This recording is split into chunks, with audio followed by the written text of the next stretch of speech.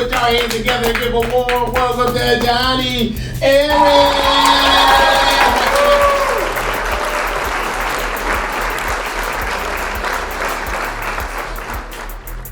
What's up, everybody, and welcome to another edition of the Views from the Jon podcast. I am your host, Jon Arez, and today's date is a Thursday, the 25th day of June, 2020. What up?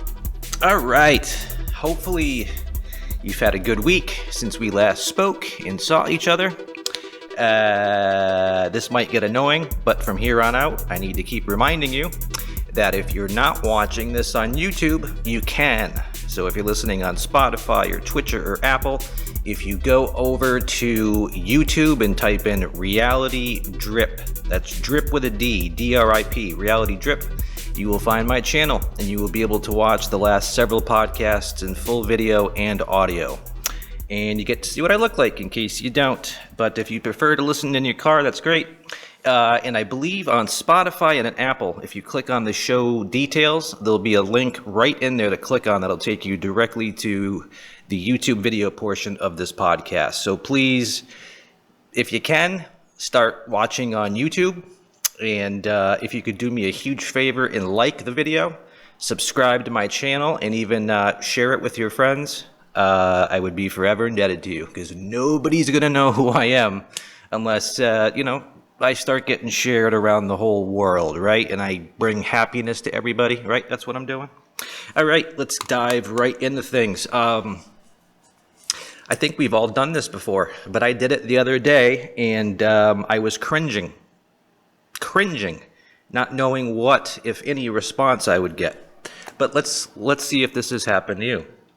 So I have my iPhone, and I wanted to text my friend Brett, right? So I believe I went into contacts. When you first type the first letter of the person's name, like B for Brett, all the B's pop up, right? And then I hit R, the next letter in his name, and then all the people in my contact list that start with BR pop up. So I thought I had hit Brett, but I had actually hit somebody named Brenda. And this was Monday. Monday, I actually went clothes shopping. Here in Massachusetts, it was either, today's Thursday, June 25th. So it was either Monday a few days ago, or it was the previous Monday that clothing stores within Massachusetts opened under the CDC guidelines. Not a place I was looking forward to going, but I've told you guys before, I needed clothes, okay? I've lost a lot of weight. None of my clothes fit me. I'm looking like I'm walking around like a 5-year-old wearing, their father's pants and shorts. Ridiculous, right? I had to go. So anyways, I decided Monday I was going to drive out to like TJ Maxx and Marshalls. They usually got good specials on shorts, high-end clothing for cheap, looking to save a buck. So I went out there not knowing what to expect. I had my PPE, I had gloves and masks, and, just was going to be as careful as I could. So I go into the store and I'm shocked. The first store I went into was either Marshalls or TJ Maxx, and I was shocked at the amount of people that were in the store.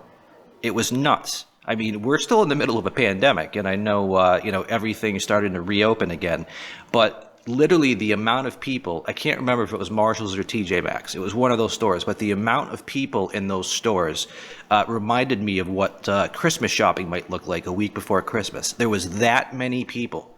The line to go through the cash register things was probably 30 people deep. And of course, there's social distancing. So all 30 of those people had to stand 6 feet apart. So I'm literally like halfway in the back of the store. So it was very interesting. So that first store was just nuts, right? And then I go into Dick's Sporting Goods. I don't know if Dick's are a national chain, but they're definitely in the Northeast. And when I went into Dick's Sporting Goods, I literally had the store to myself. And I was able to find a couple pairs of shorts, a couple t-shirts. This is one of my new t-shirts. And so anyways, getting back to the texting the wrong person. So I went to text my buddy Brett, right? Text a lot of people, and I accidentally texted Brenda. And what I meant to say, what I was going to say to Brett, I was like, dude, You have no idea how effing bad it is in these stores. It looks like COVID never happened. Some people aren't wearing masks. There's people coughing and sneezing all over the place. It's a disaster. And I was just like, I was dropping F-bombs, S-bombs, C-bombs. I mean, the whole 9 yards. Because that's just how I talk naturally. Fuck, cunt, shit, bitch, whatever. I'm not the most PC person. And that's what I texted to Brett. I thought that about a half an hour later, I looked down at my phone because Brett hasn't responded, and he's normally quick to respond, and I realized I had sent it to Brenda. And it's worse. Brenda happens to be the mother of one of my Little League players that I coached a couple years ago. So Brenda never texted me back. I don't know if she remembers me or maybe she deleted the my contact information. So hopefully she had no idea that it came from me. And if she did, she probably figured, I never text her. I just had her number because she's one of my Little League players' parents. Hopefully she didn't know it was me, but if she did know it was me, I'm sure she understood that, we don't talk. I just had her number because, like I said, she was a parent of one of my kids. So, but yeah, that has happened to me multiple times over the years, but that was nasty. Sending one of my Little League players' moms one of these texts that's like, fuck, cunt, bitch, fucking people in stores, fucking this. And I was like, oh my God, I can't believe I sent that to a Little League parent. And, texting has gotten crazy. I don't like texting, but I have a lot of text going on right now, like big group texts with a lot of different groups. And every now and then, we'll be talking in our big group text, and there'll be somebody in that group text that'll really go rogue. And then some of us will start texting each other outside of that chain, right? Like, are you hearing what this dude's saying? This dude's crazy. But every now and then, one of us, rather than replying just like on the side between like me and my friend Mark, it'll accidentally get sent to the whole chain. So you might be talking to, me, Mark, Keith, Brian, Dave, and Ron, right? And we're all talking. And then like me and Keith or me and Mark want to text each other on the side about what's going on in the text thread. But by accident, we actually send it to the thread. That's happened a couple times that I've gotten away with it because it wasn't too bad. But man, that was one of the worst accidental texts I've sent, I think, in my life, because it was just full of cunts, fucks, shits. It was a complete rant about how crazy people are while we're still in the middle of a pandemic, not following the rules, and just how busy it was. It was nuts. I mean, I don't go shopping for sport. I literally needed shorts like I needed bread. So, now that I have enough t-shirts and underwear and shorts that fit me, and I just went grocery shopping tonight, I'm not going back out in public. I love hanging out with my friends at a social distance, but in terms of going into a public mall, now that I've gotten that stuff, no more. You want to talk about a cesspool. How big of a cesspool is your local mall? Honest to God. I think I would probably say better than 50% of the people that I know that have gone to our local mall, or there's a couple malls within 5 miles of here, 2 pretty big malls. And, if you go to one of our local malls or any mall in the country, there's probably about a 50% chance that you're going to come home from that mall with a cold or a flu. The mall is like a cesspool. It's like an airplane. And I've always wanted to know, how they have those like scientific shows or like an investigative show where they take, where they want to know just how dirty something is. I would like them to take those strips to see how many, how many strains of Ebola and like hepatitis C are on like the escalator railings. You won't see me touch that. I'm a germaphobe. I'm a hypochondriac. And now that I'm a germaphobe and a hypochondriac in the middle of a pandemic, I'm not too crazy. You won't see me wearing a mask in the middle of the woods by myself because that just defeats the purpose. But when I go out in the public, I'm a little bit like, holy shit, I could catch this shit and I could, get fucked up from it. But hopefully, I think I already had COVID. And once there's enough testing to go around, I'd like to be tested for the antibodies. But still, it is amazing to me that nothing has changed with COVID compared to 3 months ago when everyone was literally afraid to leave their house. But now when you leave your house, you wouldn't even know that we're still in the middle of a pandemic, except for the occasional mask wearing inside of a public place. But after I saw the carnage that was inside of that TJ Maxx or Marshalls yesterday, where it was literally as busy as it would be during the peak of Christmas shopping. And some people weren't even wearing masks, even though it's a law. It's like rule, you know? So it's just unbelievable. The shit's just going to keep spreading. And then your grandma, grandpa, your dog are going to get it. And then, you know, I don't know. So it's just, it's crazy. But at the same time, you know, we got to get back to our regular lives. And I truly don't understand. I don't know if it's Trump's fault, but we can blame him anyways. But I don't understand with the trillions and trillions of dollars that we have, that we're throwing at this problem, why can't we just get a test into every American's hands? And if you have the antibodies for it, or if you've had it, you're good to go. And if you're sick or haven't had it, then you know you have to, you know, but it's time that every American be tested. And I don't understand why they can't do that. I have no idea. You know, there's so many things about this virus and how it's been handled by the CDC and the government that just further underlines a lot of conspiracy theories I have. And one of these days, maybe we'll go off the rails. If you ever listen to Bill Burr, you know, he's a conspiracy theorist, and so am I. And I don't even like to consider it conspiracy theories, because I know some of these theories are absolutely true.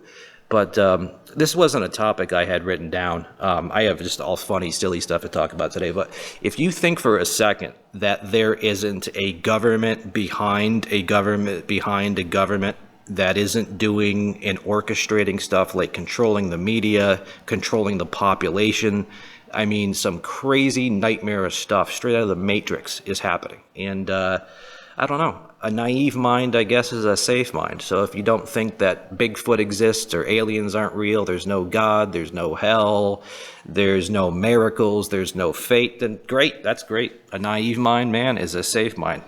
Keep going. All right. Next thing, besides texting the wrong person a horrible text, and I went clothes shopping Monday, which was a nightmare, but I'm happy to get that out of the way. All right, something we're going to start doing on the podcast is the old man moment of the week. I'm getting older. I don't consider 42 old, but when I was younger, I thought 42 was literally like crusty ancient, like just skin falling off, wrinkly old balls. And now that I'm 42, it's nothing like that, okay?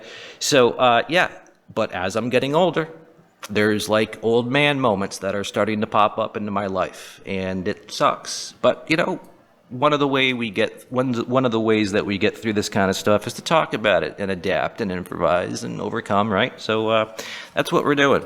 So last week's old man moment was rogue hairs and you know, hairs that grow several inches too long and in places they shouldn't be growing. Like I told you last week, I had a 2-inch long eyelash that was growing in a semicircle. So it was literally growing out of my face, and then it grew right back into my eyeball. It was poking me in the eyeball. And then when I went to get rid of that hair, I ended up shaving off half of my eyelashes. So this week's old man moment, and I don't think this is a medical problem with me because I've had my prostate checked, but when you get to be above 40, you start to pee a lot. Your bladder gets weaker. I don't know if you've experienced this. I don't know what age you are, but you start to pee a lot.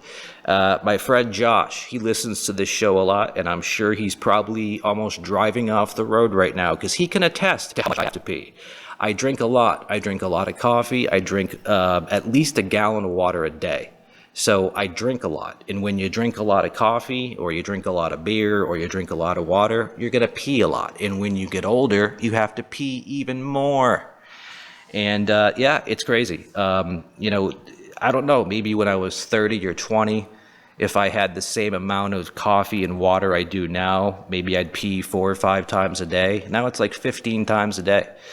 Remember that old nursery rhyme? This old man, he played knick-knack on his bum, whatever that one goes. I was going to write one about peeing. Like, this old man, he plays 3, he gets up 10 times a night to pee. But yeah, literally, I will get up like twice, like every 2 hours to pee. And literally, it's a combination of my bladder getting weaker and getting smaller as I'm shriveling and getting older.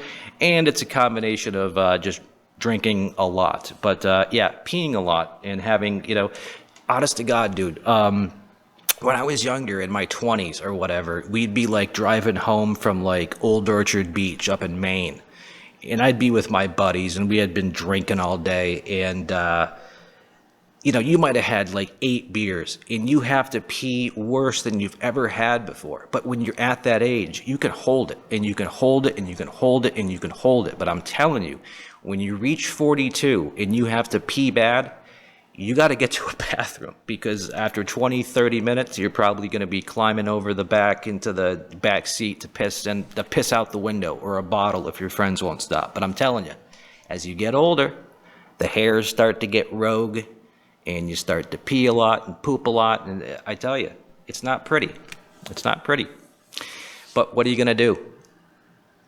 I can't stop myself from aging. So all I can do is just kind of chuckle at it and go, I guess this is what happens, right? I'm getting older. So yeah, old man moment of the week, peeing a lot. If you haven't got there, you'll understand when you get there. All right, excuse me. Every time I go to record this podcast, I take a shower beforehand. And for the next couple hours after I shower, I literally sniffle. I get stuffy. No idea why. Does that happen to you? Or am I the only one that gets stuffy after a shower? All right, we are going to stay on the topic of pee, because pee seems to be a really prevalent thing that everybody deals with and not a lot of people talk about. But peeing, like I said, people get old, they have to pee more. But how many times have you gotten into a fight or an argument with your partner, maybe your mom, maybe your dad, your wife, your husband, whatever? Women don't seem to understand how guys get pee on the floor. And it's pretty simple. It's pretty simple. And I had this conversation the other day with a lady friend of mine, and I showed her exactly how it happens, because everybody has had this fight. I recently talked about it with a friend of mine that lives, downstairs. Him and his wife argue about it constantly. It's just something. It's like women don't get how guys can pee on the floor. And let me tell you, I'm going to tell you how it works, okay? Sometimes guys do accidentally miss the toilet, okay? Even when you're holding your fire hose in your hand and it's perfectly light in the bathroom and you got it lined up straight to the toilet, sometimes it can literally go this way, even though you have your pee-pee like a fire hose pointing right at the toilet. There could be something in your urethra or something. Maybe you had sex a little while ago, and the pee can literally go this way, right? Girls don't get it. You girls sit down when you pee. So no matter which direction it might come out, it's going to hit the bowl. And then I hear some women, and even some guys are like, well, every time I pee, I sit down. And I'm like, there's no fucking way you do that. I want to see a guy. I won't believe it. There is no men out there that sit down to pee. I'm sorry, there isn't. Okay? But here's the thing, okay? Guys are guys. Even when they are sober and they're pointing it right at the toilet, occasionally they can miss. But sometimes you might be 3 o'clock in the morning. Maybe you only have a nightlight on in the bathroom and you really can't see. And then you might miss because you're groggy, or you could be drunk. Again, it's accidental, but it happens. It's like a fire hose that's just wild, And even when you control it, it can still get out of control. But here's where it gets even more interesting, okay? And this has been proven, okay? If you were to put up like a slow motion video camera and you film a man peeing into a toilet, even if he hits that toilet right in the middle, there is still like microscopic splashes that come out of the toilet and onto the ground. You can't help it. So even if the guy pees right in the middle and doesn't get a drop on the floor, the splash from the toilet gets it on the ground. And then another thing I was able to prove to my friend yesterday is that even if you don't pee at all, let's say she peed and she sat down, so her pee didn't go anywhere but the toilet, and then she flushes. When you flush, the flushing water makes spray that goes onto the floor, which could then emulate pee. So it could be, ladies, that if you're upset at your man for peeing on the floor, it might not even be his pee. It could be your pee, because even when you sit and pee and you flush that toilet, some droplets from the toilet go onto the floor just from flushing, okay? So can you give us a break, ladies? We're trying here. We really do. When we occasionally pee on the floor, it's not like we went, she's got to clean that up. We're not doing it out of spite. It's just something that happens. So even when you're the best intention and you hit the bowl and you hit the water, there's going to be some that comes out. And even when you ladies sit down to pee and you flush, some still comes out. So can we make up and be friends now? When you go to clean the toilet and around it and you find a little bit of pee on the floor, what are you going to do? Do you get mad at your cat when it accidentally poops on the floor, or your dog? Stuff happens, man. We're humans. We're animals, okay? We do the best we can. Just give us a little bit of a break. Now, here's where it gets even more funny and more interesting. This has been a problem going around every household and every family, I think, for I don't know how many generations. My father used to get very upset at us kids for finding any kind of a pee on the floor. He wasn't a fan of it. And he also had this theory that the reason why guys got a lot of pee on the floor is because guys were self-conscious about hitting the water with their stream. They didn't want that noise. So a lot of guys will tend to hit the side of the bowl where there's no water, so it's more silent. That's a real thing. I used to have it. If it's like super quiet in the house, and let's say somebody's bathroom is like right off their kitchen and everyone's sitting in the kitchen quietly, I'm not going to go in there and just hit that toilet water like it's a friggin' jet hose. You know what I'm saying? I want it to be quiet. I'm the same way. And guys, when they tend to kind of aim for the side of the bowl and not the water, then more spray can come out, right? So my father came up with this idea when we were little kids. And the idea actually isn't too bad. It's just the way what he wanted to name the product didn't make it sound very good. But basically what he wanted to do was he wanted to have some kind of disposable, flushable, biodegradable disc that guys would take out of a thing, and they would toss the disc in the toilet and they would pee on the disc. And by peeing on the disc, it wouldn't allow any spray, and it wouldn't make any noise. And you could flush it, and it would be biodegradable and all that kind of stuff. And over the years, I've thought, that might not be a bad thing. And then we even thought, you could put, Donald Trump's face on the thing, or maybe your boss's face. So every time you went to take a dump or a pee, you could just throw a disc in the water that had Trump's face on it and piss and shit all over him. It's perfect, right? But where it went wrong, okay, is the brilliant name that he came up for this invention for guys to pee on and then flush. He called it the piss pillow. A piss pillow. This is a pillow on my couch. Should I piss on it? Not a very good marketing name, but I think the idea was decent. And now that I'm just thinking about this, I probably shouldn't have even told anybody that, because now someone's probably, watch, I don't know if any kind of invention like that exists out there, but if there isn't, mark this tape, okay? I'm on the East Coast. It's 1:52 p.m. here as I'm recording this on June 25th, 2020. Jon Arez and my father, Mr. Arez Sr., came up with that piss pillow idea. So if you see anybody come up with that in the next couple of years, it came from my father's head about 35 years ago. But so yeah, I don't know. I had an idea like that once that I never, ever marketed or came up with, because I don't know how to come up with like a prototype. But I had an invention that was it was for a motion activated toilet light. It was going to be a light that would stick inside the toilet via suction cup, and it would illuminate the inside of the bowl anytime it sent somebody was in front of it. And that thing didn't exist for years. 3-4 years ago, I started searching all over the internet to see if that invention existed, and it did not. So I knew, okay, nobody's ever attempted this. And then I just kind of forgot about it. A couple years later, that product came out on Amazon, on eBay, and they're selling like hotcakes. And I'm willing to bet you any amount of money. Honest to God, you talk to any of my friends, any of my family, I had the idea for that internal toilet light 20 years ago, and it never existed. And then a couple years ago, when I started to search the internet to find out whether it existed or not, it didn't.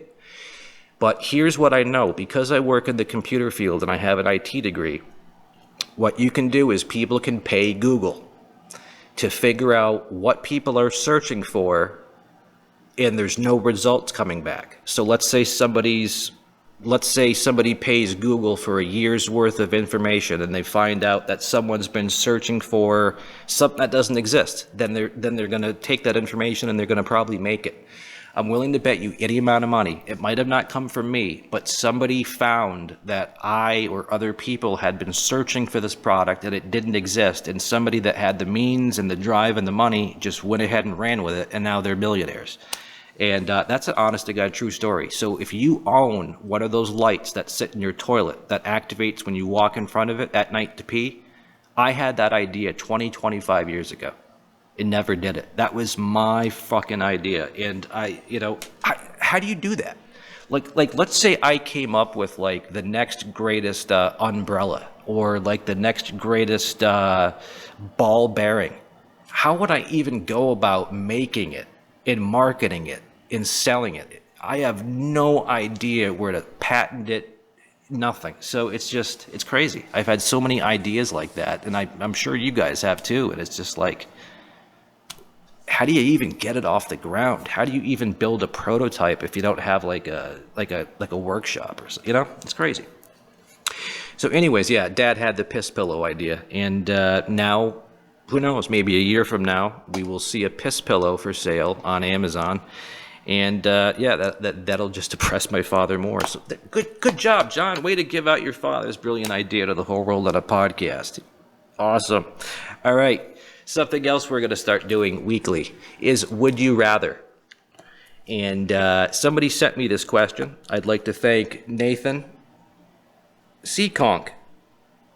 There's a Seaconk in Massachusetts. Is that your last name, Nathan, or is your last name Seaconk? It's either Nathan from Seaconk or his last name is Nathan Seaconk. But he said, would you rather? And we're going to start playing this weekly. And the would you rather is, would you rather lose your sight at midlife, or would you rather, what am I trying to say here? Okay. So let's pretend I'm 40 or you're 40 or you're 30, whatever age you're at. And let's say you had a choice. You either had to lose your sight or you had to lose your hearing. Which one would you pick? And I've been thinking about that since Nathan emailed me. And I don't know. I really don't know. Immediately, I'd like to say that I wouldn't want to lose my sight, right? Because then you can't see. You can no longer drive. You can no longer see your kids, your family, your friends. You can't look at the ocean. You can't enjoy a sunset. You can't look at the stars. All the things that we take for advantage. Like if you were to lose your sight right now, what would you miss looking at? That's why we all have to take a second every day and be like, shit, there's people out there who can't see, who can't hear. And here I am. I have 20/20 vision and I can walk. Let me enjoy just walking. Let me enjoy looking at the birds. Let's slow down for a minute, So I don't know. I would say immediately I wouldn't want to lose my vision, but at the same time, I wouldn't want to lose my hearing either, because music has been such a huge part of my life, making it, playing it, and listening to it. Music has a direct connection, not to sound corny, but to my soul. Music can make the hair on my arms stand up. Music can make me happy, sad. And to not be able to hear music anymore or make music anymore, would just be crazy. So, man, I don't know.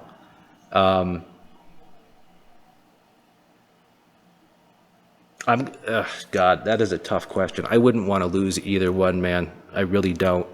But I'm going to say, just because of how much I love to hear music and stuff like that, I wouldn't be able to play music or listen to it or write it if I were to lose my hearing. So I would say if I had to choose, I would lose my vision, which would suck, because then I would never get to see a sunset, an ocean, kids, family, nothing ever again.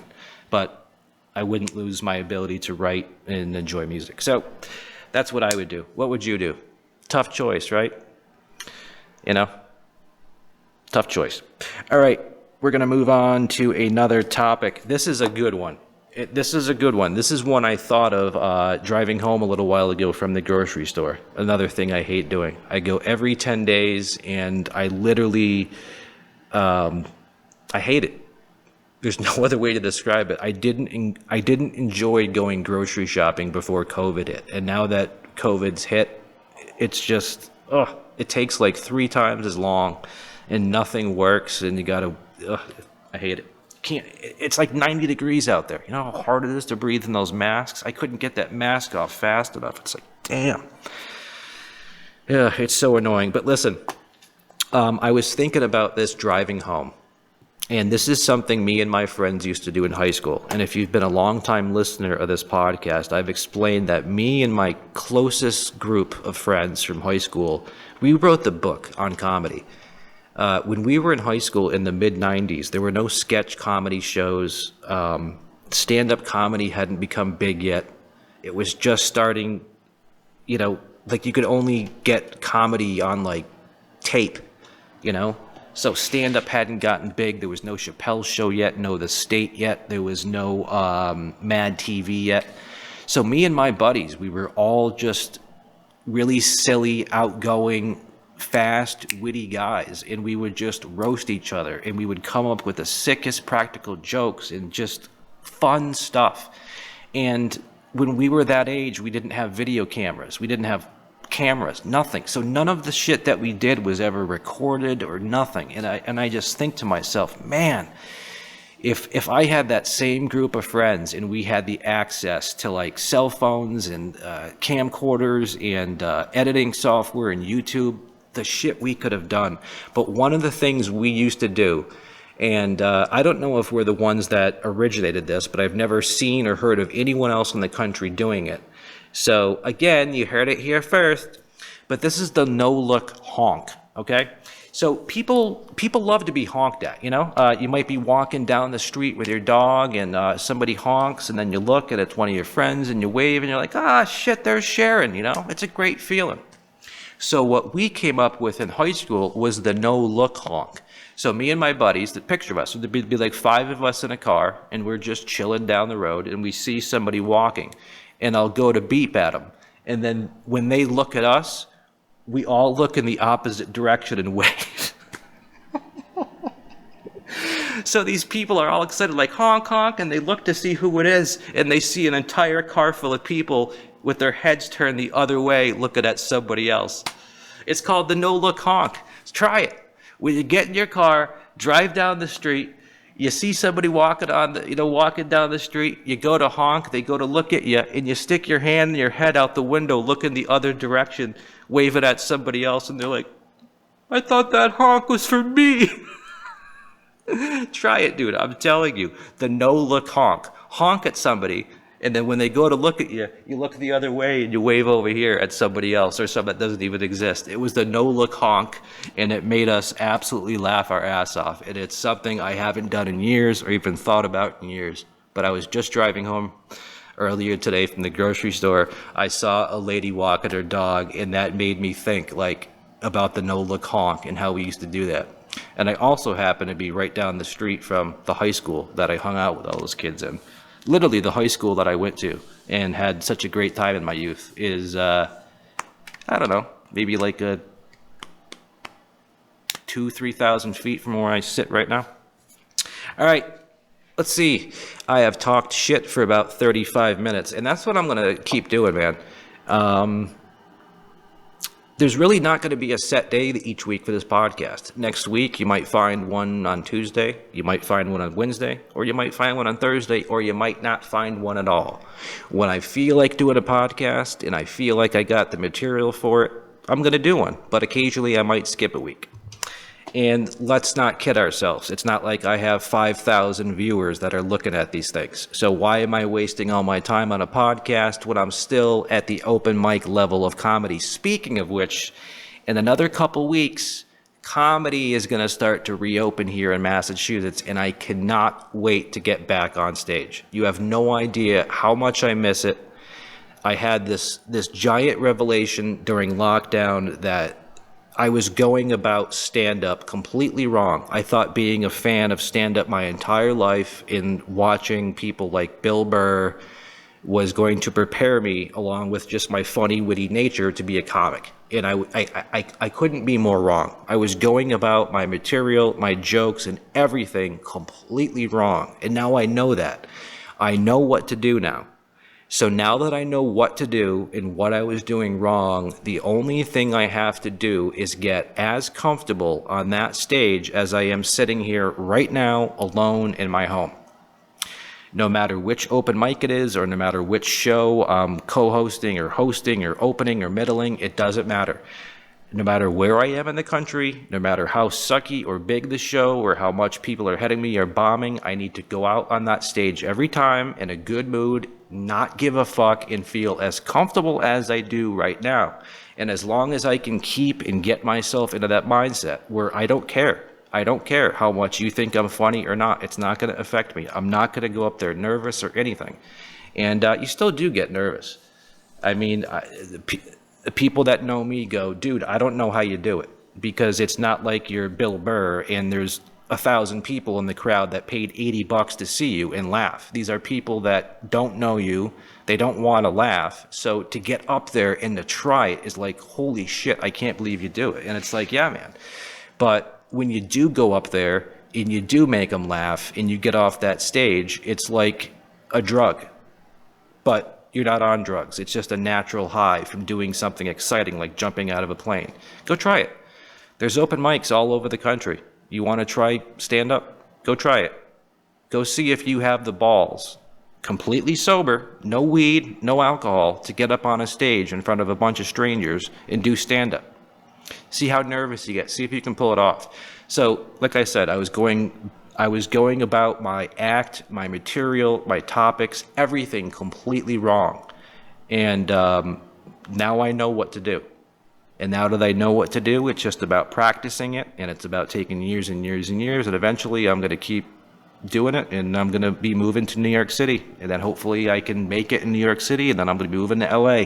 I'm not giving up. My only regret is not starting my comedy career until I was 41 last year. And obviously, sorry, I just hit the microphone. Obviously, with Corona hitting, every comic across the world hasn't been able to perform in 3 months and just started up last week. So, yeah. So I'm really looking forward to getting back on stage now that I figured out who I am, what my act's going to be, and it's going to be unique, it's going to be original.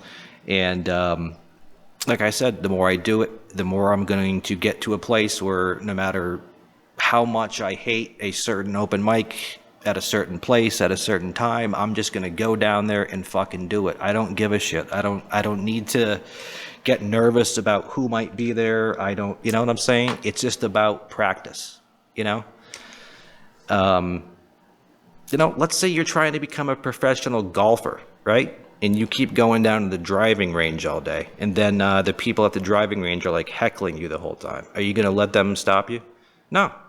Because I know the more I get on that stage, even if the people in the crowd don't laugh or don't hate me, I'm going to get better at it and get more comfortable at it. And then when I get in that groove, I'll start to make people laugh.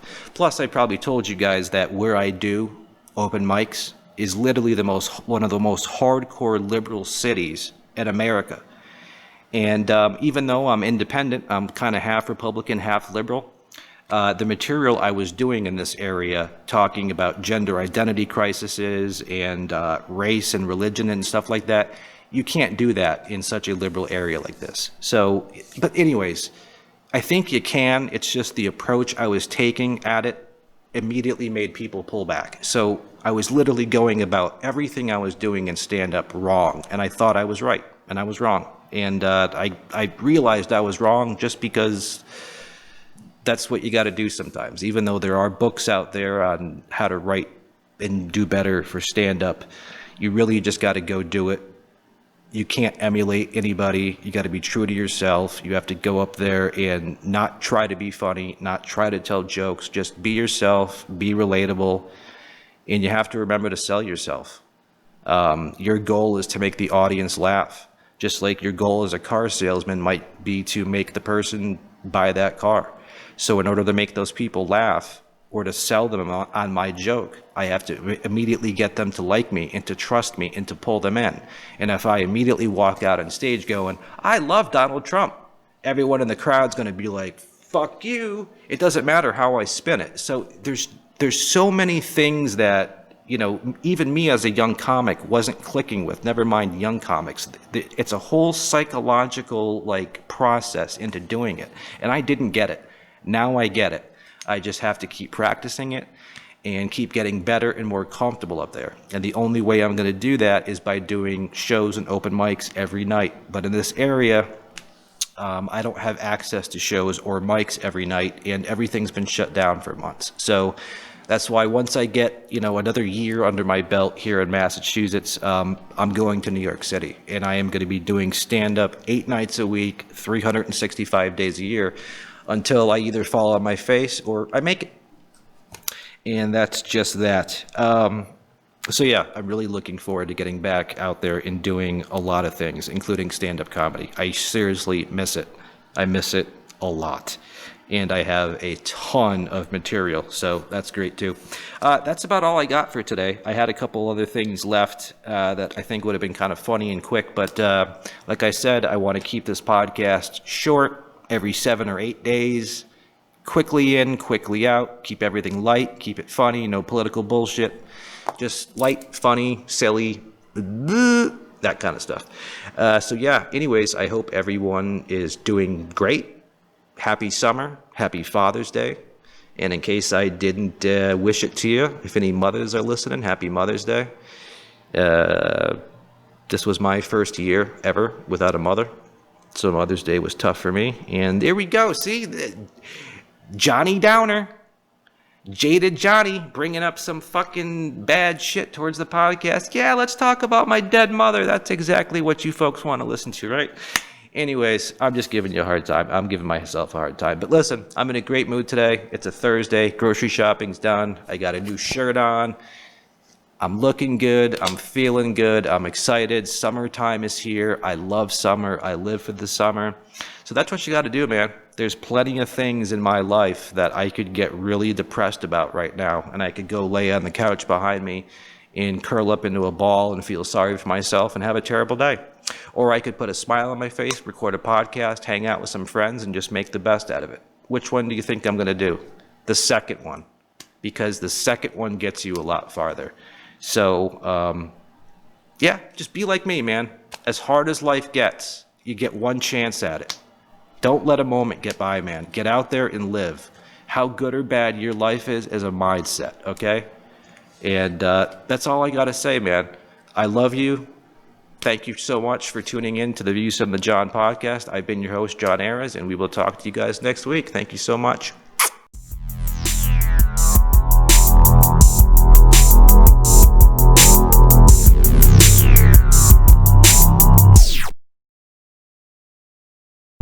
Dropping bombs on your mom, singing songs, hitting bombs, blowing smoke, telling jokes, hanging with the fellas, in a few acapellas, it doesn't get better. Dropping bombs on your mom, singing songs, hitting bombs, blowing smoke, telling jokes, hanging with the fellas.